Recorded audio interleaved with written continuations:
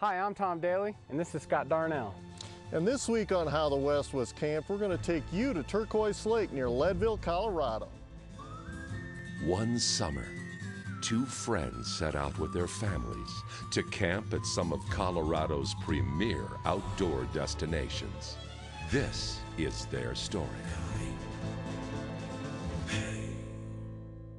You know, it's funny, a friend of mine gave me a piece of advice when he found out that I was producing a show on camping. He said, don't feature your favorite campground or you'll just add to the overcrowding of it. Well, for me, Turquoise Lake is such a camping jewel, I'd feel guilty if I didn't share it with people who've never been here.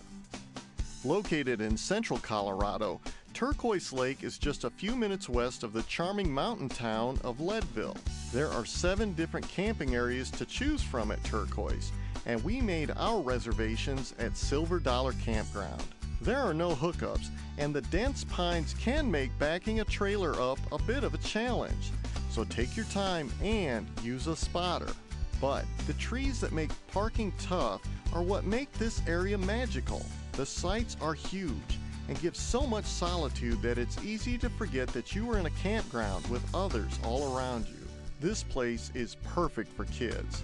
There's a one-way paved loop that is great for bikes and scooters, with adult supervision, of course. Our site even had a tent pad on it that functioned as a big sandbox for our daughters. Now, you are camping at 10,000 feet, so bring plenty of firewood and warm clothes for those cold nights.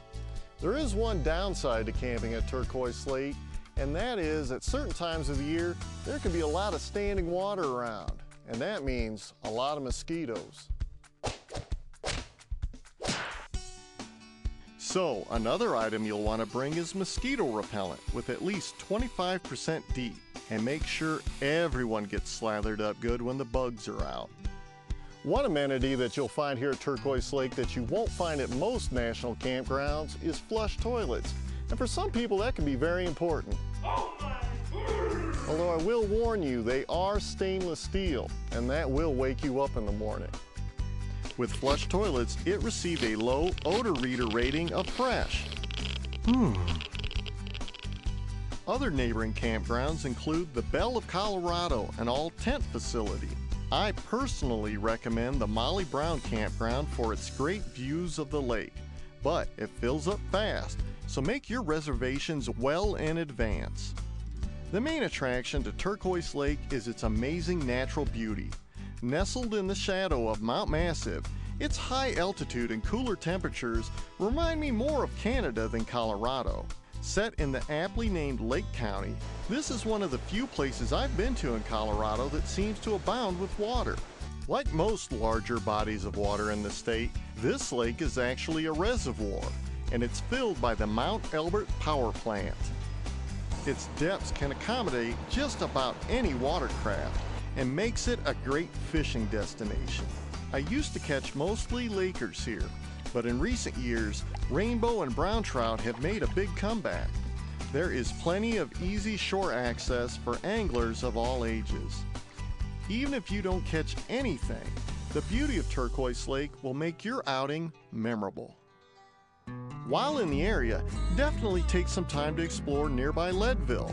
This one-time mining boomtown once boasted over 40,000 residents, and you can still feel the history and stories in the air. Because we were rained out one afternoon, we stopped by the National Mining Museum. Inside, my wife Mary took these pictures of some beautiful mineral samples. Our kids really loved walking inside the coal mine replicas as well. Another nearby attraction worth visiting is the Leadville Fish Hatchery. Built in 1892, it's the second oldest national fish hatchery still in operation, and it's currently used to rear greenback cutthroats, Colorado's only native trout. The greenbacks were once thought to be extinct, so it's great to see these natives making a comeback. There are several nature trails on site as well, one of which leads to Upper Evergreen Lake, a sparkling little gem tucked away in the mountains. As I watched my buddy Tom and his dog Leo enjoy the water, I was reminded of all the reasons why I love camping in this enchanting area.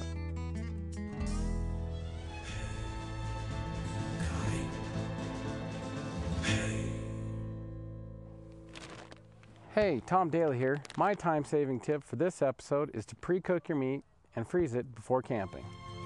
Browning several pounds of ground beef before a big trip will really speed cooking times and cleanup. This works well for bacon and chicken breasts as well.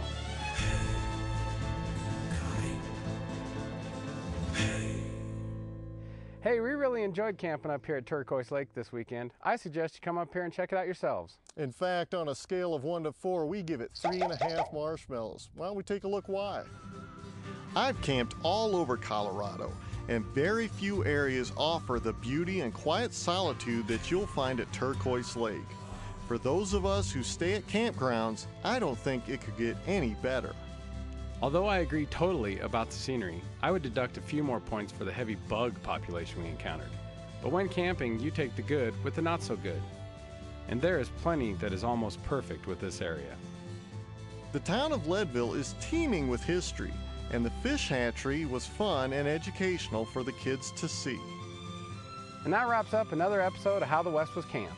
If you enjoy the great outdoors, you're not going to want to miss the upcoming Ken Burns film, The National Parks, America's Best Idea, coming this September on Rocky Mountain PBS.